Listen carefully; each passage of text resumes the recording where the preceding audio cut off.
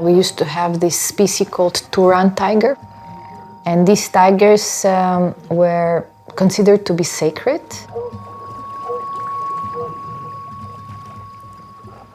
I decided to make this film as a kind of a farewell to the tiger because the memory of the tiger is gone, but it's just moved from what we live to the space of the dreams.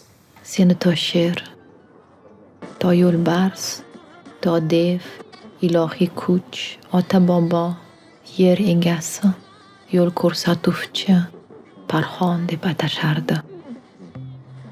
It really touched me deeply that even if we lose things in the material space, but by losing it, it gets actually reinforced in other space within us.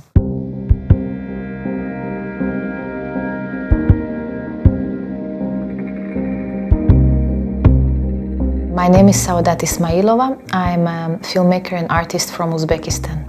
I work in the region in Central Asia. I think that that's what defines my practice, which is geographically bound to the place where I come from. I looked at what was the historical situations that brought the tiger to the extinction, and it came together with my great-grandfather, who has lived the transformation of the region into part of the Soviet Union. And of course, the first things that the Soviets did in the region was to get rid of the local intellectuals or people that carried the local knowledge. And so that's how my great-grandfather ended up in Gulag for 11 years. And the other parts of the family were shot. I think that killing of knowledge, it's actually an extinction. For me, if we speak about the point of hope, it's related to the last shot of the film. I just was there with the camera and I filmed because there were these women coming and circling around this metallic structure. It's a Zoroastrian dahma, which means a site of a burial. It's not about looking back to the past, but it's actually carrying the essential faith. I think it's about that. There is that flagstock that women go to worship. It was a Soviet metallic structure where they would put the flag. When the Soviet Union collapsed, women have transformed it into an object of veneration because it reminds a tree. So that's also something very interesting for me, like this capacity of using what we have under our hands to an object of a hope. I think, and it might sound kind of strange, but I think that I actually continue what my grandmother was doing. So I just use another type of tools. But she was an amazing storyteller.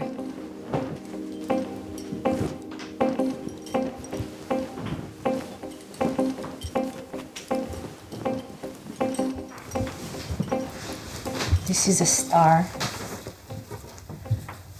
And then it has other stars, and there would be 40 around. So the older they go, there is more kind of these circularities.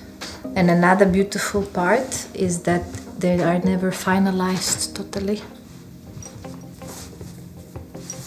Because if you finish, then you don't leave the life for the others.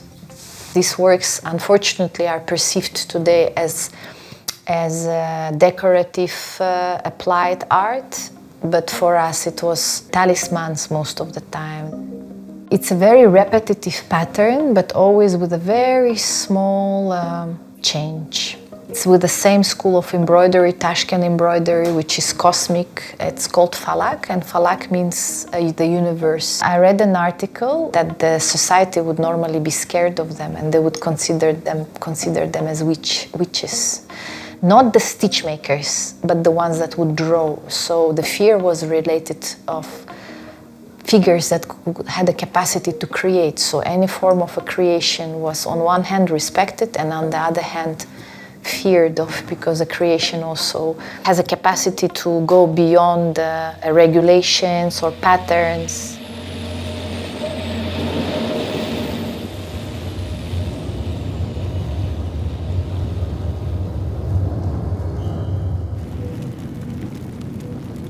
Men 18 ming olamlardan birida 18,000 Worlds, it's a work I have done in 2023. The film is inspired by just this phrase that my grandmother used to say a lot about the existence of the 18,000 worlds and that we live only in the one of the 18,000 worlds. I looked at the footage that I have put together within 20 years by traveling in the region. And then I thought it would be interesting to think about what is the knowledge production, you know? Who is the one that creates the knowledge, who builds the narrative? When the Soviet Union collapsed, there was a big void and we didn't know what to attach ourselves at. So the archives was very important for myself personally. What is there that will give you kind of an anchoring point. And so there is a first period of fascination, looking at it as if it would be the truth, right? The archives. The archives are also manipulated. This is also a narrative that is constructed because who created the archives? In our case, they were done with the hand of the center, and the center was Moscow. So, and of course, the people that were behind the camera, it was male teams, right? So somehow making 18,000 worlds and bringing my archives that come from the field, of course by re-editing existing archives, it's also a way of rewriting and reappropriating what was done by the other hands.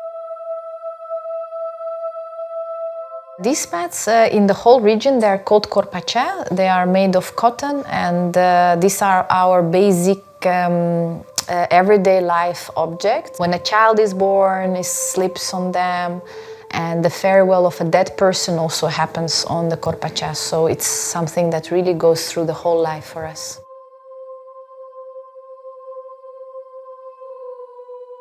If people fall asleep, it's beautiful, and I find it more active experience for the audience because I don't want them to carry what I want them to carry, but rather I propose a situation where they can make their own conclusion, or own narrative, own experience, and step out with that.